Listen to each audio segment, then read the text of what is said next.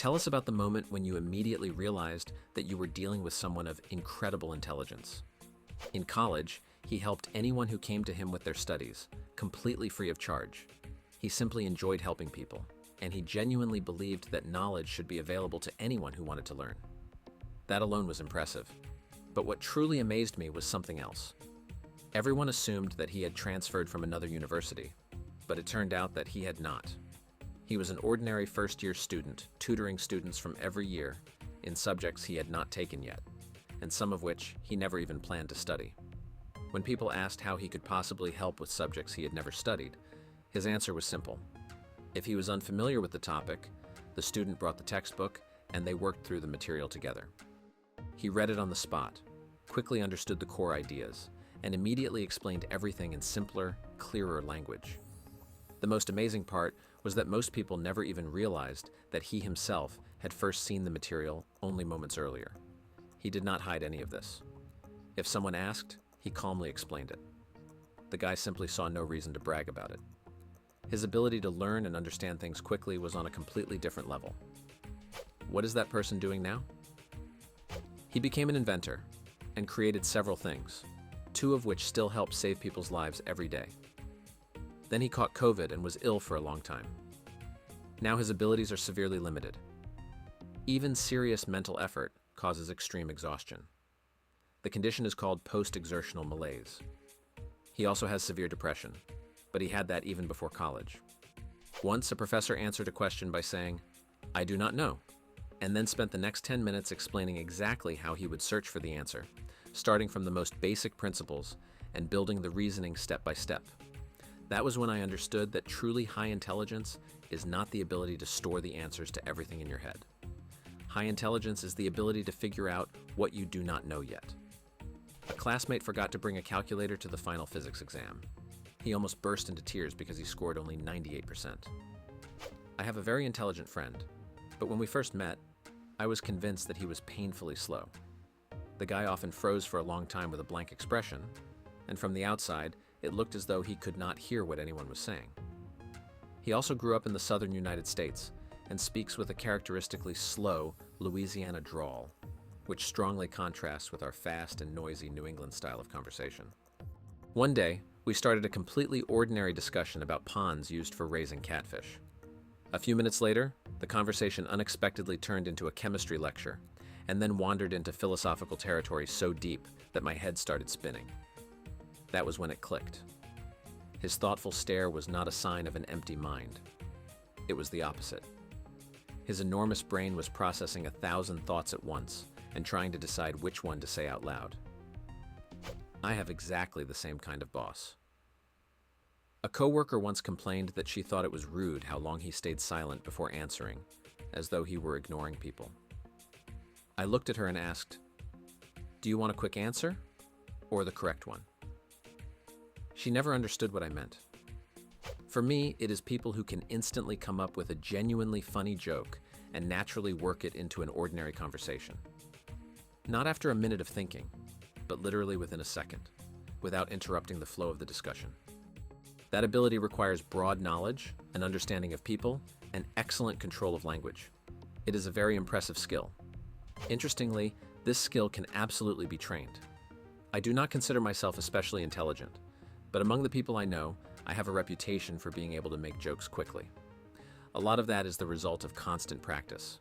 For me, it is also a way of dealing with ADHD. To put it briefly, interacting with people can sometimes be difficult for me, so I often try to ease the tension with a joke, or at least make someone smile. Because of that, I am constantly inventing puns and improvising on the spot. Other people can judge how successful I am, but since people keep laughing, even if sometimes it is mostly out of politeness, I suppose I am not doing too badly. That reputation also suggests that people do appreciate my jokes. So, if you want to get better at this, just start making jokes and pay attention to what works and what does not. People usually remember the successful jokes and quickly forget the unsuccessful ones, unless you create an extremely awkward situation. For most people, that happens very rarely. When I studied at Harvard, most of the people I knew completely disappeared from normal life during the week before exams. I am not exaggerating. They only ate, slept, showered, and studied. From morning until night, they completed practice exams, reviewed the material, and did almost nothing else. But there was one guy in our class who, as far as I could tell, almost never studied. Of course, he probably did study, but clearly much less than everyone else. Even so, his results were regularly better than those of almost the entire class. At one point, I asked him how he did it.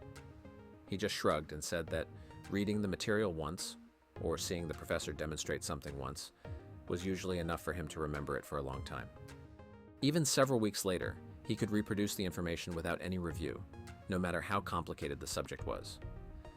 Honestly, I was incredibly jealous of him. By the way, the guy was a complete asshole. In law school, I studied with a guy named Tony. He was from Florida and looked like a stereotypical country boy. He was a short, chubby guy with the voice of a typical stoner. He constantly made fun of himself. One day after class, we went to a bar, and that was when I learned that he had scored a perfect 1,600 on the SAT and graduated from Yale University. I never once saw him worry about anything. He studied noticeably less than most of us, but on almost every exam, he scored higher than everyone in our group. Neither of his parents had studied beyond the 10th grade, and his younger brother was extremely simple, almost comically so. I still think about Tony sometimes. During my second year, we had a differential equations exam. One guy managed to oversleep and woke up only 10 minutes before it began. He rushed out of the house so quickly that he forgot his textbook, even though it was an open book exam. We had been warned in advance that we absolutely had to bring the textbook. Almost everyone did. The exam turned out to be unusually difficult, even for the students who had their books in front of them.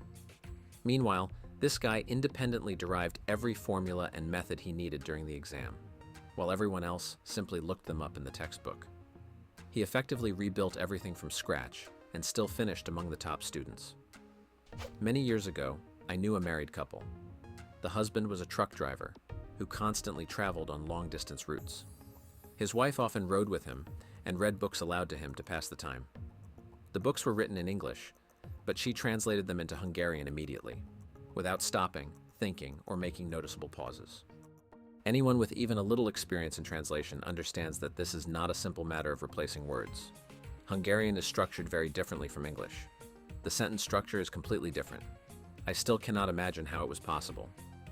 The only reasonable explanation I can think of is that she read several sentences ahead, held them in her memory, and simultaneously spoke the translation of the earlier passages out loud. Amazing. In college, I shared a room with a guy who, at first glance, looked like an ordinary skateboarder and stoner. But he was only 17, and he was already studying for a master's degree. One day, we started talking, and I learned that before university, he had attended an elite private school for gifted children. More than that, the school had a separate program for its most talented students, and he was considered one of the best. He had made an agreement with the university for a special scholarship that allowed him to complete 3-degree programs at the same time at an accelerated pace: mechatronics, electrical engineering, and software engineering. He completed all 3, by the way, in almost a single year. He then spent some additional time finishing practical exams and completing the formal requirements. At that point, he was already studying for a master's degree in automotive engineering, simply because he wanted to understand cars thoroughly by the time he bought his first one at 18. But what impressed me most was not that. It was the way he studied. Every morning, he woke up at about 5, took a shower, and studied for exactly 1 hour. By studying, I mean that he literally read the material once. No notes, no memorization, and no hours of work. He simply read it, and that was all. Afterward, he made breakfast and spent the rest of the day like a normal teenager. He skateboarded, spent time with friends, relaxed, and did anything except study. At exactly 7 p.m., he showered again, sat at his desk for another hour, quickly reviewed the same material, and went to bed at about 9:30. Once, he even explained the scientific reasoning behind this system. According to him, the brain works most efficiently in the morning, so new information is absorbed best at that time. He then deliberately spent the day enjoying himself, resting, exercising, and socializing. He considered this a form of positive reinforcement for the brain. In the evening, before going to sleep, he reviewed the same material again, so that the information would become firmly stored in his memory while he slept. Even the shower was part of the system. He claimed that he had deliberately trained his brain to interpret a shower as a signal that it was time to study. It was a kind of mode switch. Overall, it seemed as though he had optimized absolutely every aspect of his life, while somehow avoiding becoming a soulless studying machine. The most surprising thing was that, despite his intelligence and unusual habits, he remained completely normal and very pleasant in everyday life. The smartest people I have met rarely answer a question immediately. They usually fall silent for a moment, as though they are considering several possibilities in their minds, and only then give an answer. I have experienced the same thing. Once, a guy thought for a second, looked at me, and then explained everything so clearly and precisely that I had no questions left. After that, he calmly returned to what he was doing. Later, his very intelligent friend asked him the same question. This time, he gave a completely different explanation, much deeper and more complicated, so complicated that I could barely follow it. He did it instantly, without pausing to think. That was when I realized something. He had not paused earlier because he needed to find the answer. He already knew the answer. He needed to figure out the best way to explain it specifically to me. I often approached a coworker with different questions, and during those moments, he continued typing, doing his work, and answering me at the same time, without even looking away from the monitor. At first, I thought it was somewhat rude, but then I realized that my questions simply did not require his full concentration. Eventually, I even started appreciating the moments when I asked something genuinely difficult and interesting. Only then would he stop typing, turn around, and give me his complete attention. I taught chemistry in high school. We were studying electron orbitals and the shapes of electron clouds. At one point, a student asked a question that unexpectedly led us to Heisenberg's uncertainty principle. I tried to explain the topic as well as I could, but quantum physics had always been a difficult area for me. Eventually, I suggested asking the physics teacher. Then one of the students said, "I can explain it." He effectively took over the lesson. He began drawing diagrams, writing formulas, and explaining the subject step by step at a level that felt more like a university lecture for graduate students. I had studied physics online myself, but much of what he discussed was far beyond anything I knew. When he finished, I told him that I was impressed and that his physics teacher must be very proud of him. He replied, "I do not even take physics." It turned out that he simply read books and articles about the subject for fun. I have often been around people who were smarter than me, but I had never before felt such an enormous difference in the level of thinking between myself and another person. Thank you very much for watching. In the comments below the video, tell us about the moment when you immediately realized that you were dealing with someone of incredible intelligence. Do not forget to watch our other videos. Hugs.